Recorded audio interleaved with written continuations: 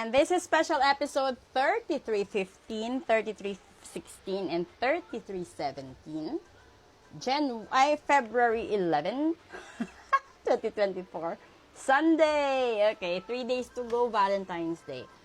Tignan natin ngayon ano ba yung mga emosyon na meron at dapat nyong gawin bago kayo makipag-date, makipagkasundo, makipagbalikan, makipag-etsosan, makipagbakbakan, ano pa ba?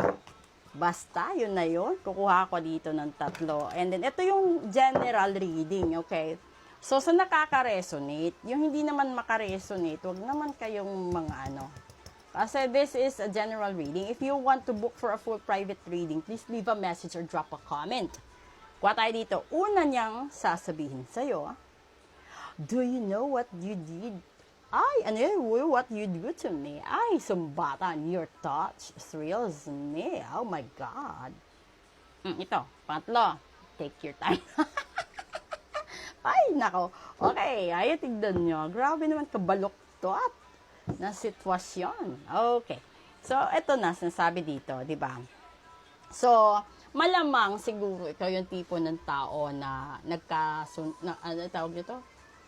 Nagkatampuhan kayo, nagkahiwalay kayo, tapos bigla na lang siyang sisipot, kakausapin ka, tapos ikaw naman itong may matindi pang galit, may matindi pang tampo, sasabihin mo, alam mo ba, naalala mo pa ba kung ano yung ginagawa mo sa akin? Diba?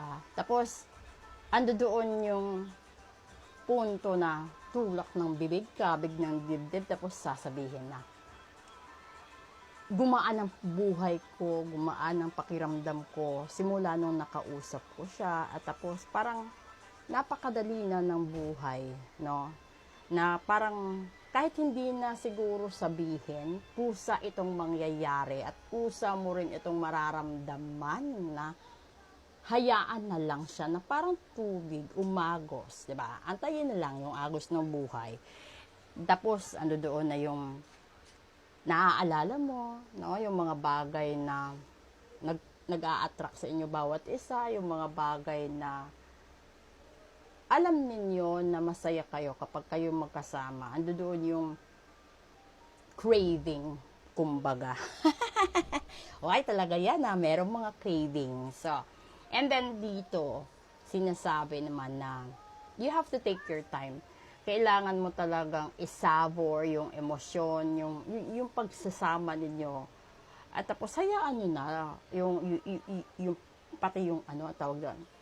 Amuyin mo yung hiningan niya, yung pagkares niya sa'yo, yung paghalik niya sa'yo. And then hayaan mo nang mag-build up yung pleasure within sa inyong dalawa until such time that both emotions will explode.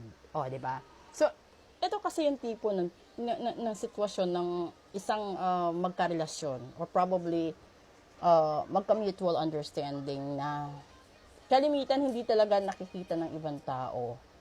And then, pasimple silang nakikiosyoso, nakikialam, but they don't know na may mga bagay talaga or may mga relasyon talagang nangyayari na hindi mo sinasadya, pero ito yung bagay or ito din yung emosyon na parang solusyon din sa mga problema mo noon. Kasi 'di ba, may mga tao na yung problema nila is ang hirap at nakakapagod, nakakasawa yung relasyon dahil sa laging away, laging may sumbatan, may nakikialam, may mga in-laws, may mga kaibigan, maliban doon, may mga financial matters na issue, diba? Yung, doon pa yung nakikisaw-saw pa yung mga kapitbahay, yung mga nasa sa social media, diba?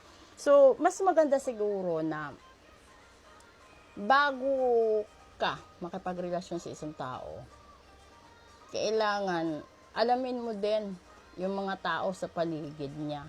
Kasi, hindi naman po pwede na siya lang talaga.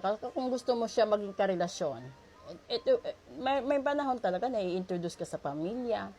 And then, kahit gaano kayo katagal ng pamilya, ng karelasyon mo, pabalik-balik ka sa bahay nila, hindi mo malalaman yon hanggat hindi kayo titira sa isang bubong. Kaya hindi man siguro advisable na diretso kasal. Kasi mas mahal yung annulment tsaka yung divorce kesa naman sa kasal, di ba? So ngayon yung gagawin ninyo, i-ano nyo muna, i-re-evaluate nyo yung sarili nyo, yung status ng taong mamahalin nyo. Kasi minsan kapag sobra kang in love, ang dami mong naipapangako. And then kung sobra ka namang lungkot, ang dami mong iniisip na parang wala ng pag-asa, wala na lahat. Siguro, tsaka ka na magbibigay ng desisyon, tsaka ka magbigay ng promises, tsaka ka magbigay ng mga hopes and dreams kapag neutral ang takbo ng isipan mo. Kasi kapag masyado kang in love, yung naaalala mo is lahat ng pangako, di ba? And then, ando doon na yung matatayog na pangarap sa bawat isa. Tapos, kung magkagalit kayo, ando doon na naman yung mga sumpaan na walang humpay, di ba? Hanggang sa mga bantaan, may mga ganon. So, yung gagawin nyo doon is, never expect something in return aside from loving someone as well. Kasi yung pakikipagrelasyon, naman nakipagrelasyon ka kasi mahal mo eh. Hindi ka nakipagrelasyon kasi gusto mo na siya yung bubuhay sa buong angkan mo. That is frankly speaking. No? Pwede siya sa lalaki, sa babae, sa tibo, sa bakla. Kasi ganun eh. Pero, kailangan kung ayaw mong makarma, no? Sa buhay, if someone fell in love with you and then you don't love them in return, but you stay with them because of financial issues or financial needs or wants, dumistansya ka.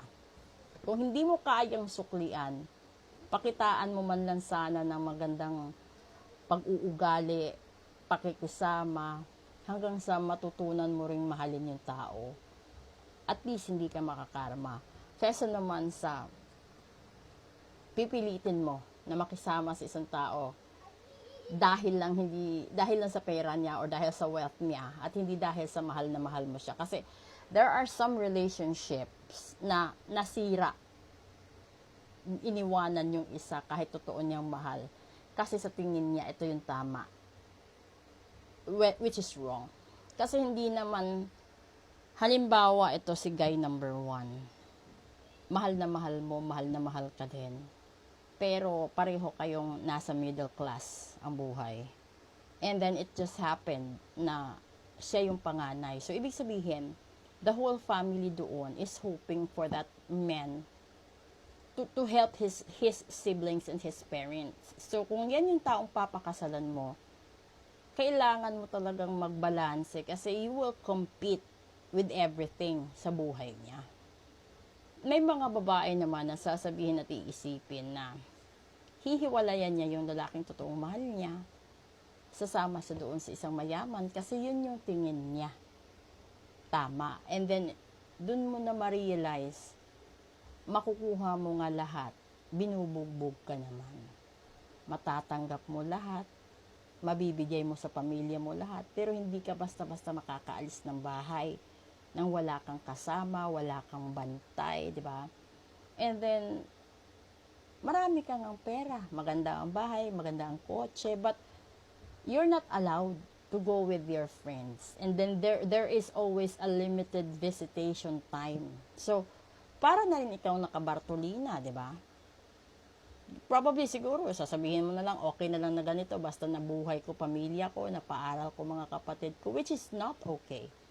Kasi loving someone and loving yourself is having peace and wisdom together with the liberty of choice and respect na dapat meron ang bawat isa.